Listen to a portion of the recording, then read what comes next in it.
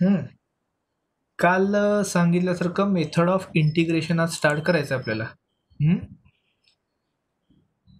3 part आहेत. तुम्हाला काल सांगितलं होतं integration by substitution, integration by parts, integration by partial fraction.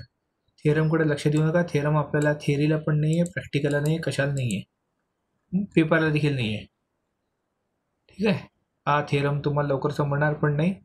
So आपण नेहमीच्या पद्धतीप्रमाणे थेरम स्किप करून पुढे जातोय.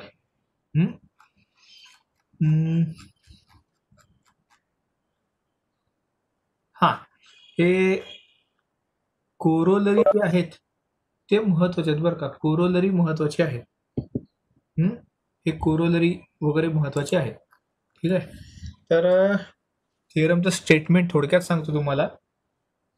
If x equal to phi of t, x हा टीचा फंक्शन आहे. एक्स हा टीचा फंक्शन आहे. कसा फंक्शन आहे? डिफरन्शिएबल फंक्शन आहे. म्हणजे एक्सचा derivative with respect to t काढता येतो असं. Then f of x equal to एक्सची व्हॅल्यू इथं सबस्टिट्यूट केली आहे बघा. ही जी एक्सची व्हॅल्यू आहे, ही एक्सची व्हॅल्यू जी फाय ऑफ टी आहे ती इथं सबस्टिट्यूट केली आहे. F of phi of t, f of phi of t, आणि पुढे काय आहे? फाय डॅश ऑफ टी, म्हणजे पुढे एक्सचा डेरिव्हेटिव्ह आहे. एक्सचा डेरिव्हेटिव्ह. ठीक आहे. हे प्रॉब्लेम आल्याशिवाय समजणं थोडं मुश्किल आहे, म्हणून म्हटलं होतं मी. ठीक आहे. एक प्रॉब्लेम दिला आहे, पण प्रॉब्लेम देखील त्याचा बघूया काय आहे तो. बघा, integration 3x² sine x cube dx. Let x cube equal to t. आता इथं काय करायचं सांगतो तुम्हाला. आता प्रॉब्लेमकडे जरा नीट बघा. प्रॉब्लेम मधला हा जो फंक्शन दिलाय त्याच्याकडे नीट लक्ष द्या. सबस्टिट्यूशन काय करायचं ते महत्वाचं आहे. जे हे तुम्ही सबस्टिट्यूशन काय करतात त्याच्यावरच सगळं पुढचे स्टेप अवलंबून आहेत. सो सबस्टिट्यूशन काय करायचं? एक तर तो एक्सचा फंक्शन पाहिजे, जे त्यात एक्स पाहिजे. तुम्ही complete sine x cube equal to t जर सबस्टिट्यूट केलं असतं, let sine x cube equal to t असं जर तुम्ही सबस्टिट्यूट केलं असतं तर काय झालं असतं? एक इमॅजिन करा की इथं काय झालं असतं. मग त्याचा डेरिव्हेटिव्ह काढायला लागला असतं आपल्याला. याचा डेरिव्हेटिव्ह काढायला लागला असतं. याचा डेरिव्हेटिव्ह काय? साईनचा derivative minus cos x cube, minus cos x cube, आणि एक्स क्यूबचा 3x², एक्सचा dx. हे तर तुम्हाला माहिती आहे. ठीक आहे. मग पुढं काय झालं असतं? पुढं अजून कॉम्प्लिकेशन वाढली असते. कसं वाढले असते सांगतो. जेव्हा तुम्ही सबस्टिट्यूशन करता इथं सबस्टिट्यूशनचा अर्थ काय? तुम्ही एका फंक्शनचं दुसऱ्या फंक्शनमध्ये ट्रान्सफॉर्मेशन करता. फंक्शन आहे एक्स मध्ये, तुम्ही ट्रान्सफॉर्म करून कशामध्ये करताय? टी मध्ये करताय. टी मध्ये करताय. एक्सचा फंक्शन तुम्ही कशात ट्रान्सफॉर्म करताय? टी मध्ये. सो जो नवीन फंक्शन असेल त्यातला एकही फंक्शन एक्स नसायला पाहिजे. जर तुम्ही साइन एक्स क्यूब घेतला असतं, तर मगाशीच आल्यासारखं मग हे 3x² आहे तसा राहिला असता. हा 3x² आहे तसा राहिला असता. साइन एक्स क्यूबचं काय आलं तर minus cos x cube, minus cos x cube, आणि एक्स क्यूबचा 3x². आणि फक्त साइन एक्स क्यूबचं टी झालं असतं. इथं काय झालं असतं? टी. बरोबर का? हे इथं टी झालं असतं. टी म्हणजे टी थोडंफार मागं पुढं असेल, पण काय झालं असतं? एक्स आणि टी मध्ये एक्स हा टी आणि हा एक्स असा मिक्स फंक्शन मिळाला असता. मग विथ रिस्पेक्ट टू कशाशी काय घेणार आपण? सो तसं नाही चालत. जेव्हा तुम्ही सबस्टिट्यूट करता तेव्हा तुम्ही कम्प्लीट फंक्शन बदलता. फंक्शन कम्प्लीट बदलता, त्याचा डिपेंडंट व्हेरिएबल बदलता, त्याचा इंडिपेंडंट व्हेरिएबल पण बदलता. सो आधीचं काही ठेवायचं नाही. सबस्टिट्यूशन असं करायचं की आधीचं काही राहू नये. ठीक आहे, आधीचा एक्स राहू नये, सगळंच्या सगळं टी मध्ये व्हायला पाहिजे. ठीक आहे, मग 3x² काय वाईट केलंय? 3x² equal to T. हे पण सबस्टिट्यूट करून बघा एकदा. 3x² equal to T. Derivative करा, काय येईल? 6x dx equal to dt equal to dt. बरोबर. हा 3x² समजा हा आपण टी घेतलाय, बरोबर, हा फक्त T.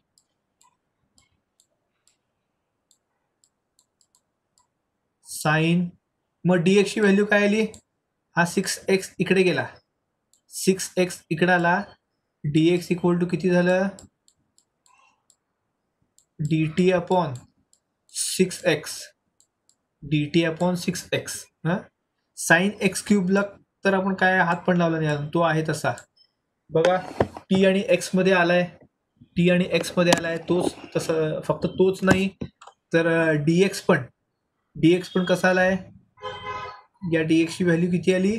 dt upon 6x, dt upon 6x, म्हणजे x आला, t आला, हा परत तिथं x आहे, t आहे, म्हणजे मिक्स झालं फंक्शन. इन शॉर्ट काय आहे? मिक्स आहे. आपल्याला तर तसं अजिबात नकोय, आपल्याला तसं अजिबात नकोय की फंक्शन मिक्स नकोय.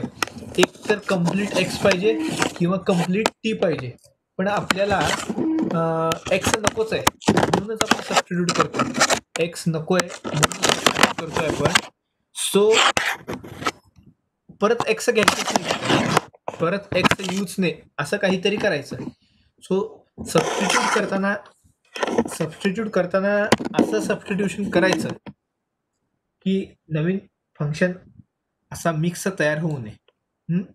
मग अजून एक आहे का, अजून एक मग रिझन आहे, म्हणजे क्ल्यू समजा हवा तर, की सबस्टिट्यूशन असं करायचं, असा सबस्टिट्यूशन करायचा की त्या सबस्टिट्यूशनचा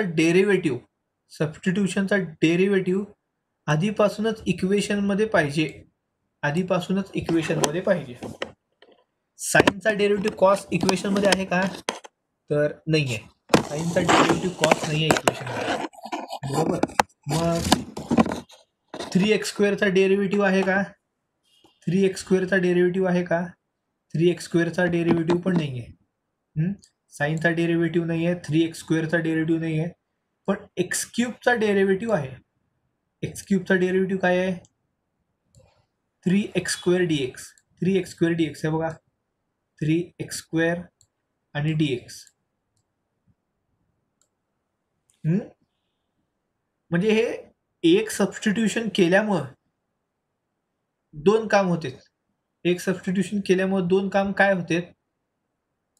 फंक्शन टी मध्ये होणार, आणि बाकीचे जे एक्स उरलेले आहेत, बाकीचे जे एक्सचे इक्वेशन उरलेले आहेत, ते पण इलिमिनेट होऊन जाते. सो फंक्शनचं सबस्टिट्यूशन असं पाहिजे की ते हे दोन्ही पण काम करणारं हवं. कळालं? म्हणून हे x³ इक्वल टू टी आणि 3x³ चा डेरिव्हेटिव्ह 3x² dx. dx आणि dt कायम राहायचं, कारण जेव्हा तुम्ही x³ इक्वल टू टी चा डेरिव्हेटिव्ह काढता, त्यावेळेस तुम्ही विथ रिस्पेक्ट टू काय आहे हे माहित नाही तुम्हाला. विथ रिस्पेक्ट टू कशाशी काढताय हा, ते तुम्हाला अजिबात माहित नाहीये. सो इथं एक्सचा dx आणि टीचा dt, एक्सचा dx आणि टीचा dt हे कंपल्सरी लिहायचं. x³ चा 3x² लिहून चालत नाही, किंवा टीचा विथ रिस्पेक्ट टू t1 असं करून देखील चालत नाही. ओके, हे स्टेप लक्षात ठेवा जेव्हा तुम्ही सबस्टिट्यूट करता त्यावेळेस. ही सुरुवातीचे 2 स्टेप महत्त्वाचे असतात, जे तुम्ही सबस्टिट्यूट करताय आणि ते सबस्टिट्यूट केलेल्याचा डेरिव्हेटिव्ह. ठीक आहे. जिथं जिथं एक्स आहे तिथं तिथं सगळीकडे सबस्टिट्यूट करायचं असतंय. मग ते dx का असू दे, आपण dx देखील इथून काढून टाकलेला आहे. 3x² सोबत dx पण गेलेला आहे. हे बघा, त्याच्या जागी आलाय dt. x³ जागी t, साईनच्या जागी साईन आहेच. मग जो नवीन फंक्शन आलाय तो बघा, साइन t dt. एक तरी एक्स दिसतोय का त्यात? याचा अर्थ एकही एक्सचा फंक्शन नाहीये. कम्प्लीट ट्रान्सफॉर्मेशन झालेलं आहे, अर्धवट नाही. मग कम्प्लीट ट्रान्सफॉर्मेशन झालं असेल तर आता डेरिव्हेटिव्ह काढायला हरकत नाही. सॉरी, इंटिग्रेशन फॉर्म्युला वापरायला. Integration of sine minus cos t plus c. आणि एंडला टी ची व्हॅल्यू परत सबस्टिट्यूट करायची. टी ची व्हॅल्यू काय आहे? x³ आहे. टी ची व्हॅल्यू परत सबस्टिट्यूट करायची. हे बघा, टी ची व्हॅल्यू परत सबस्टिट्यूट केलेली आहे, x³. हे पण विसरायचं नाही, कारण मूळचा फंक्शन हा एक्स मध्ये. तुम्हाला क्वेश्चन कसं विचारतात? Integrate the given function with respect to x. तुमचा आलाय टी मध्ये, मग टीचं परत एक्स मध्ये करून घ्यायचं कन्व्हर्जन. फॉर एक्झाम्पल, हे साधं एक्झाम्पल आहे बरं का. एक्झाम्पल साधं आहे. कुणाला काही प्रॉब्लेम असेल तर विचारू शकता. इथं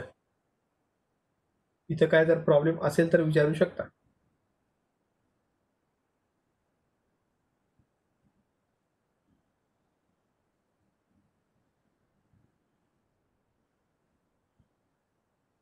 समजलंय?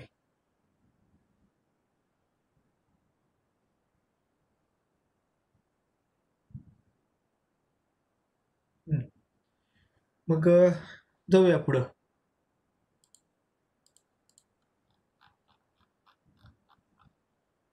कोरोलरी बघा, हे महत्वाचं आहे बरं का. कोरोलरी हे आपण यातली पहिली आपण आधीच बघितलेली आहे.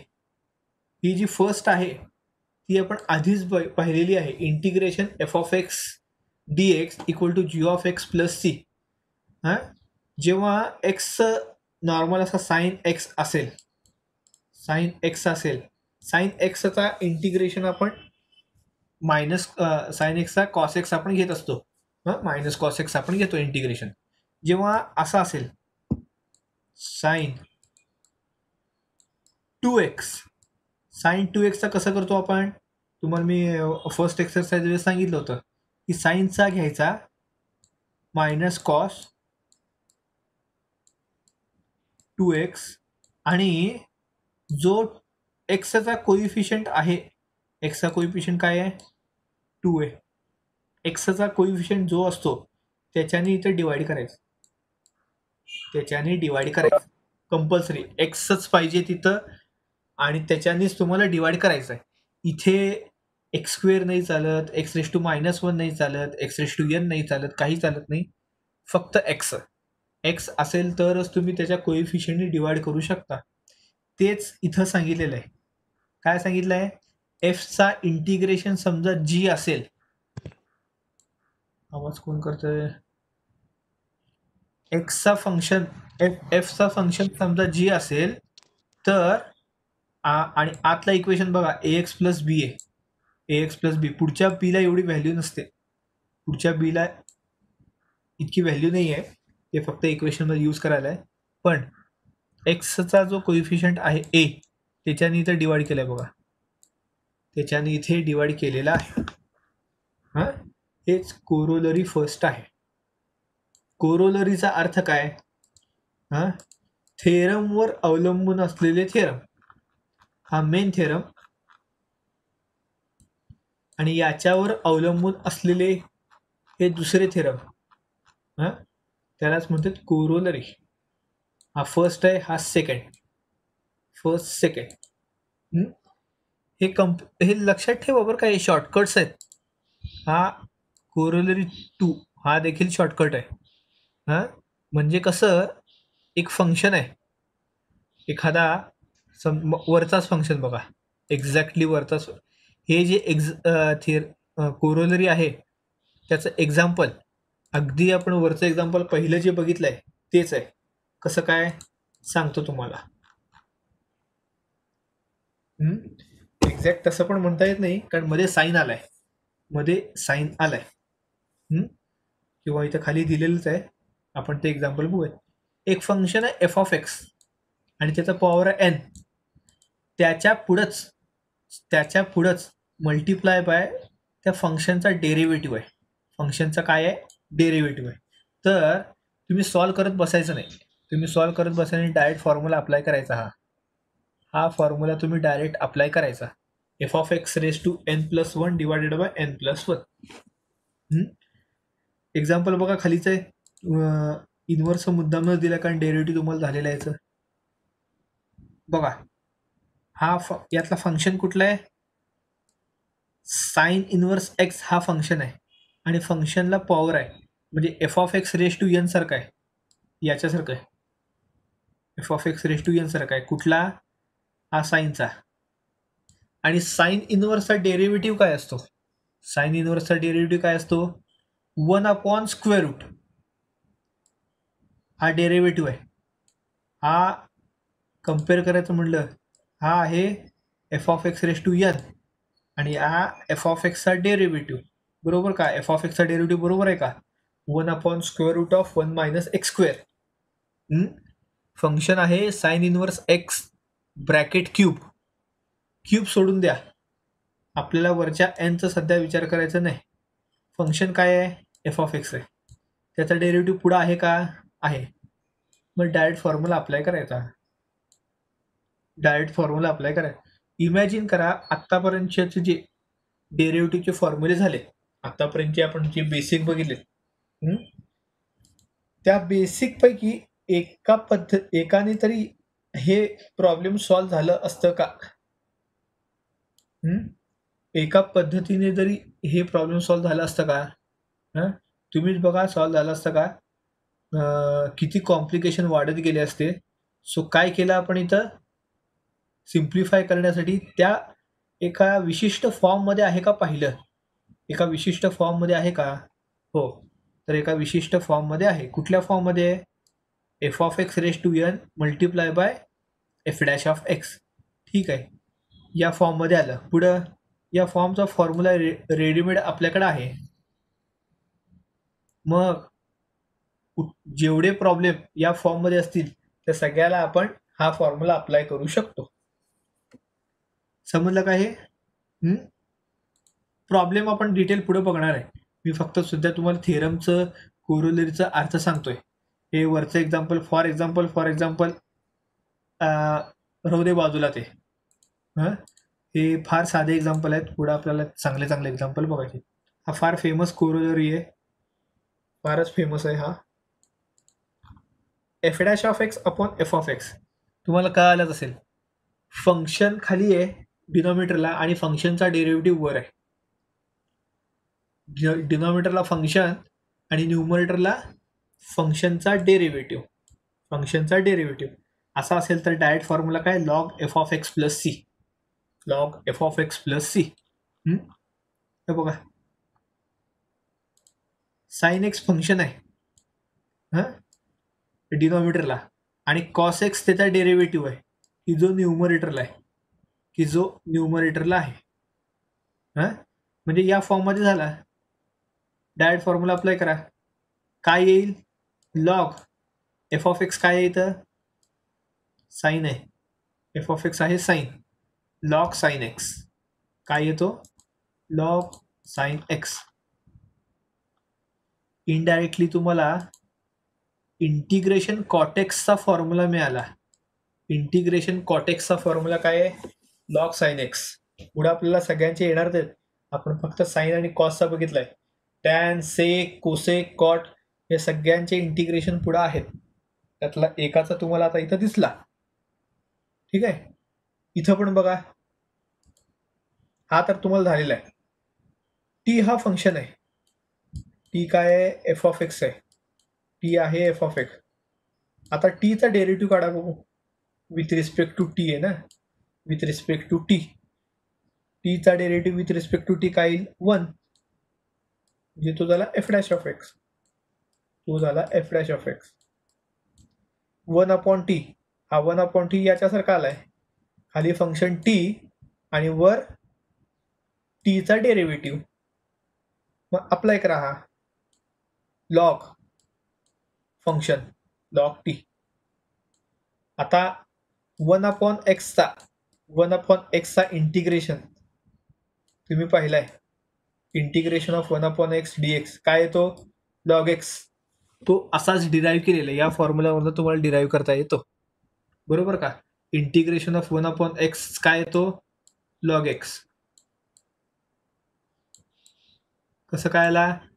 एक्स हा फंक्शन आहे, एक्स हा फंक्शन आहे आणि वर एक्सचा डेरिव्हेटिव्ह आहे 1.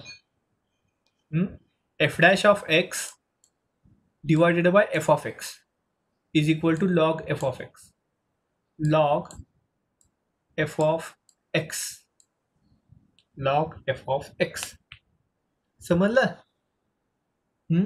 हे 3 कोरोलरी समजले का बघा. अजून एक आहे पण हे 3 समजले का बघा. समजलं नसेल तर विचारा.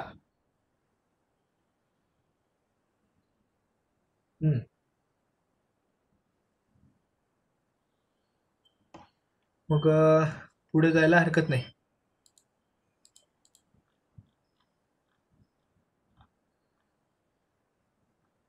हा कोरोलरी हा देखील आहे इम्पॉर्टंट, पण 12वीला इतकं जास्त यूज करत नाही. फंक्शनचा स्क्वेअर रूट डिनॉमिनेटरला, फंक्शनचा स्क्वेअर रूट डिनॉमिनेटरला आणि फंक्शनचा डेरिव्हेटिव्ह न्यूमरेटरला. वरच्यापेक्षा थोडा वेगळा आहे. इथं फंक्शनला स्क्वेअर रूट देखील आहे.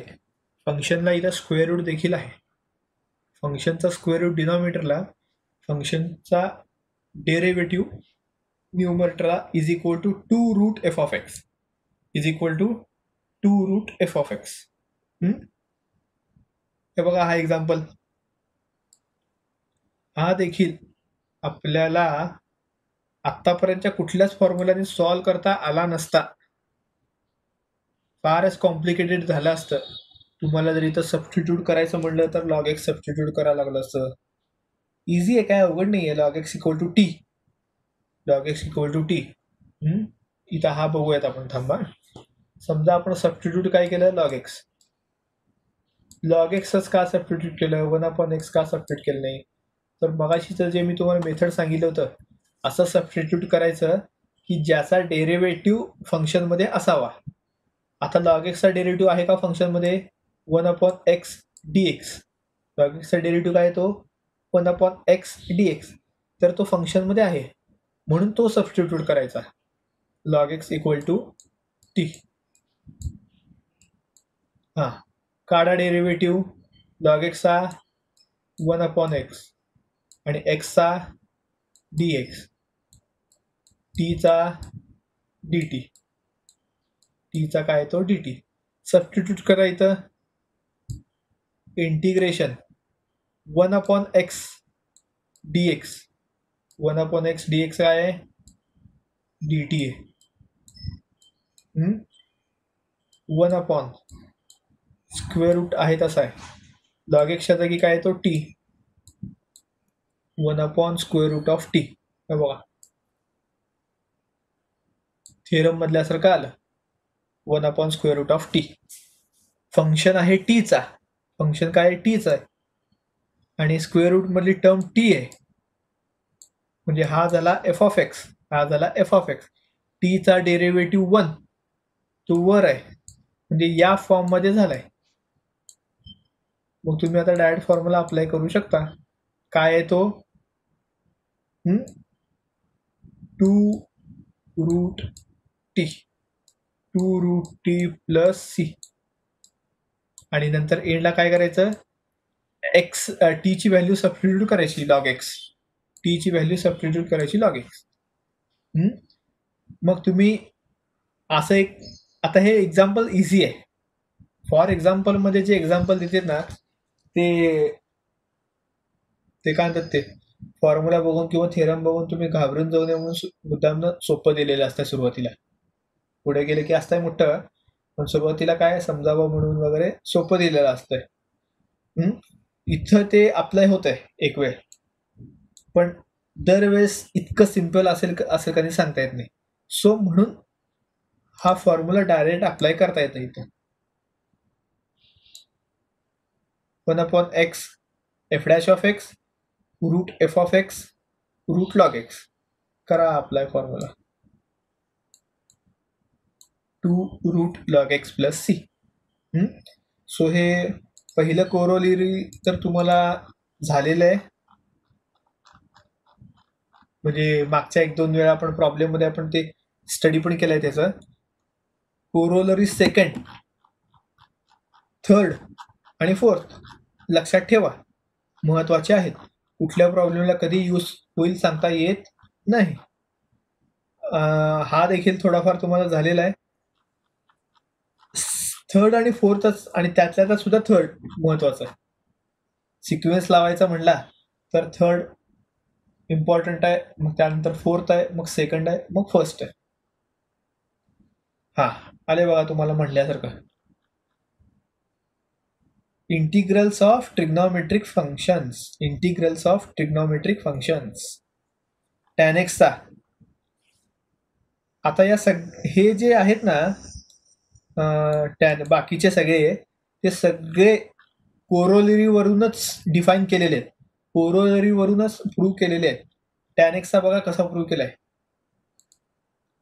टॅन म्हणजे साइन अपॉन कॉस, कॉसचा डेरिव्हेटिव्ह काय असतो मायनस साइन, वर फक्त साइन आहे, वर काय आहे फक्त sine. So minus minus adjust केला, मायनस मायनस ऍडजस्ट केला इथं. आता कॉसचा डेरिव्हेटिव्ह मायनस साइन म्हणजे फंक्शन खाली आहे आणि फंक्शनचा डेरिव्हेटिव्ह वर आहे. फंक्शन खाली आहे आणि फंक्शनचा डेरिव्हेटिव्ह वर आहे. Corollary number 3 minus log cos x, मायनसला मायनस आहे तसा हा, आणि यांचं काय तर integration log cos x, log of f of x, f of x काय तर कॉस एक्स आहे. So log of cos x minus log cos x म्हणजेच लॉग सेक एक्स. हा एन लॉग एम सारखा आहे, मायनस म्हणजे -1 -1. हा एन लॉग एम सारखा आहे, -1 गेला इथं डोक्यावर कॉसच्या, कॉस इनवर्स झाला. कॉस इनवर्स म्हणजे 1/cos, 1/cos म्हणजे सेक. दोन्हीपैकी कुठलाही फॉर्म्युला लक्षात ठेवू शकता. सो इंटिग्रेशन tan x काय येतो log sec x, log sec x. मी तुम्हाला सारखं रेकमेंड करेन की वेळ गेला हरकत नाही, यूट्यूबवर जेव्हा मी लेक्चर अपलोड करेन तेव्हा परत एकदा बघा, बाकी तुमची मर्जी. किती जड चाललेला आहे काही जणांना ह्याचा अंदाज आहे मला.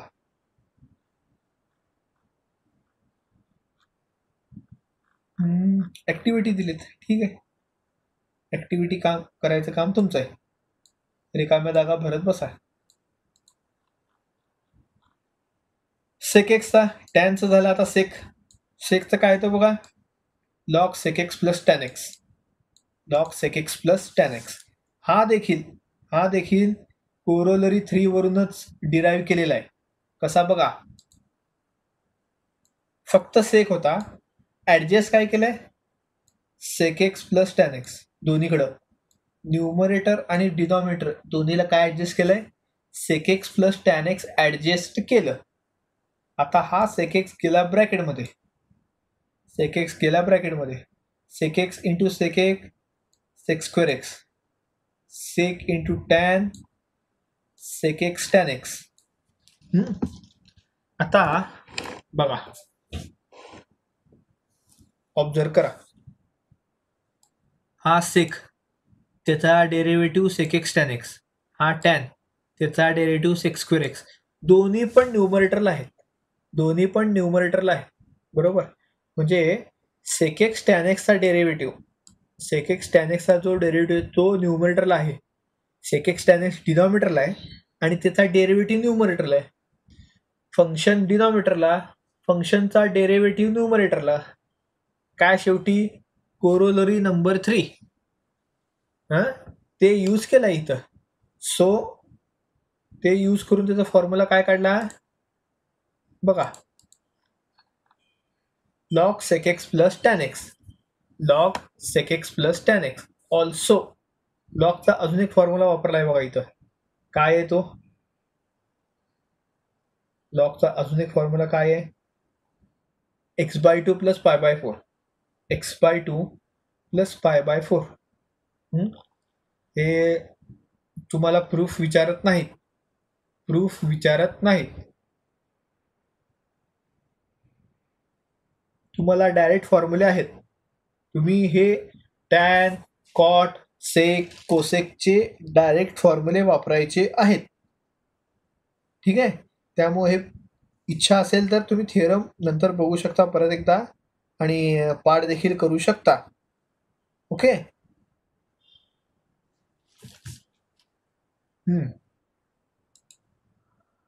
x/2 plus π/4. इथं कॉटचा हा फॉर्म्युला इथं होता का? नाही. एक्झाम्पल सेल्स कुठला झाला? टॅन झाला, सेक झाला. कोसेकचा पण इथंच आहे,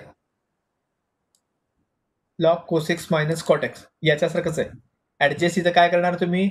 कोसेक्स मायनस कॉटेक्स ऍडजस्ट करायचे इथं या रेखाम्या जाग्यामध्ये. डायरेक्ट फॉर्म्युले पाठ करायचे याचे. आता आलो आपण मेन एक्झाम्पलकडे. एक एक्झाम्पल बघूया आणि आजचं संपूया. फारच जड झाल्यासारखं वाटलं असेल. चला, कुणी जर बघितलं नसेल तर कुणी सांगू शकेल का इथं काय सबस्टिट्यूट करायचं आपण?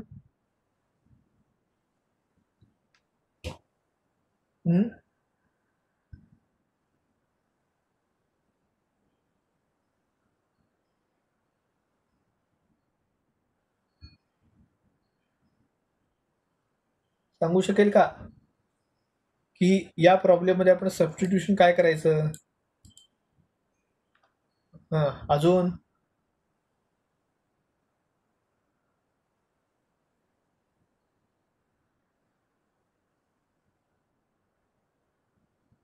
अजून कुणाचा काही answer?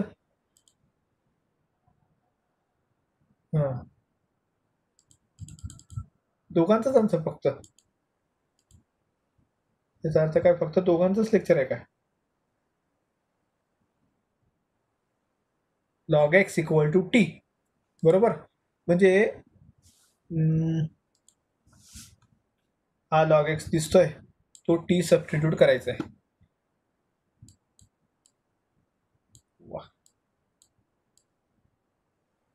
Log x equal to t, log एक्सचा डेरिव्हेटिव्ह सबस्टिट्यूट करताना काय विचार करायचं म्हणलं होतं? फंक्शनमध्ये त्याचा डेरिव्हेटिव्ह आहे का जो आपण सबस्टिट्यूट करतोय तो. लॉग एक्सचा 1/x dx इक्वल टू टीचा dt. बघा इथे 1/x आहे, 1/x dx आहे, म्हणजे आपलं सबस्टिट्यूशन बरोबर आहे. इंटिग्रेशन कॉट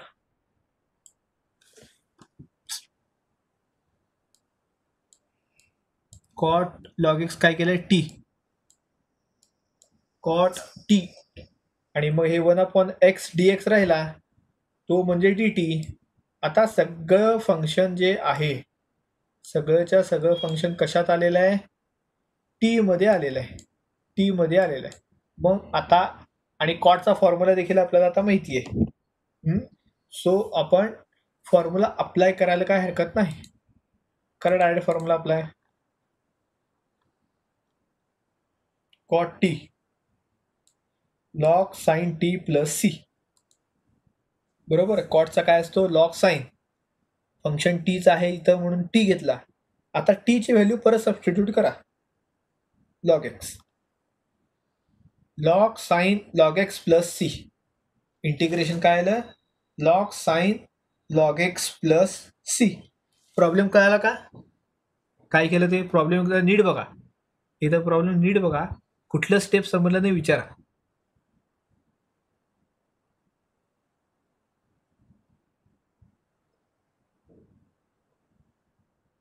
कुठली स्टेप समजली नसेल तर लगेच विचारा,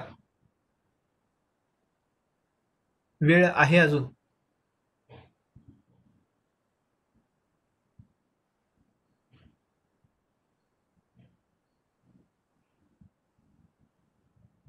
सगळ्यांना समजलंय?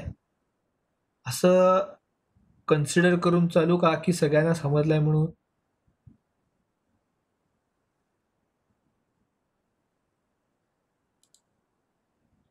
एकवीस जण आहेत, 21च्या 21 जणांना समजलं आहे असं कन्सिडर करावं लागेल मग मला. नेक्स्ट प्रॉब्लेम बघा. आता इथं तुम्ही आता सबस्टिट्यूशन बघितलं असेल, पण ठीक आहे, पण किती कन्फ्यूज होऊ शकताय बघा इथं, कारण दोन्ही सेम आहेत. सबस्टिट्यूट केलं तर त्याचा डेरिव्हेटिव्ह सेम कसा असणार आहे? कन्फ्यूज होत आहे. इथं काय सबस्टिट्यूट केलंय? Root x. जर तुम्हाला डेरिव्हेटिव्हचं व्यवस्थित जाण असेल तर लगेच तुम्हाला हे कळेल की हा रूट एक्स जर न्यूमरेटरमध्ये जर रूट एक्स सबस्टिट्यूट केला तर डिनॉमिनेटरचा रूट एक्स जाणारच आहे. डिनॉमिनेटरचा रूट एक्स जाणारच आहे. कसं काय? रूट एक्सचा derivative, root x equal to t आहे ना, रूट एक्सचा डेरिव्हेटिव्ह काय तो 1/2 root x dx equal to d t. बरोबर. मग इथं टी आला, बरोबर, कॉस तर हालत नाही कुठं, इथं टी आला, राहिला कोण? dx upon root x, dx divided by root x. इथं काय आलाय? dx upon 2 root x. तर dx अपॉन रूट एक्स सोडून जे काही येत आहे ते दुसरीकडे पाठवा. काय आलंय? 2 आलाय, 2 ला दुसरीकडे पाठवा. इथं 2 डिनॉमिनेटरला होता, इकडे न्यूमरेटरला येणार. dx divided by root x हे आहे तसा राहिला, हा 2 दुसरीकडे गेला, 2 dt, 2 dt, dx upon root x equal to 2 dt. म्हणजे dx अपॉन रूट एक्सची पण व्हॅल्यू मिळाली. कॉस आहे तसाच आहे, रूट एक्सची व्हॅल्यू टी आपण घेतलेला आहे, म्हणजे यांचा संबंध तर आधी संपला होता. राहिलं कोण होतं? dx upon root x. dx upon root एक्सची व्हॅल्यू काय आली? 2 dt. बघा, dx अपॉन रूट एक्सची व्हॅल्यू काय आहे? 2 dt. आता सबस्टिट्यूट करा सगळं इथं. 2 कॉन्स्टंट आहे तो बाहेर आला, 2 dt आपण लिहिलं, इंटिग्रेशन कॉस आणि रूट एक्सची व्हॅल्यू टी. सगळ्या फंक्शन टी मध्ये आलेला आहे, सगळ्याच्या सगळा फंक्शन टी मध्ये आलेला आहे. आता ते इंटिग्रेशन वापरायला हरकत नाही. Integration of cos sine t आणि टी ची परत व्हॅल्यू सबस्टिट्यूट करायची, root x, 2 sine root x. ठीक आहे. परत एकदा मगाशी सांगितल्यासारखं व्हिडिओ बघा आणि PDF तुमच्याकडे आहे, एकदा ते वाचा.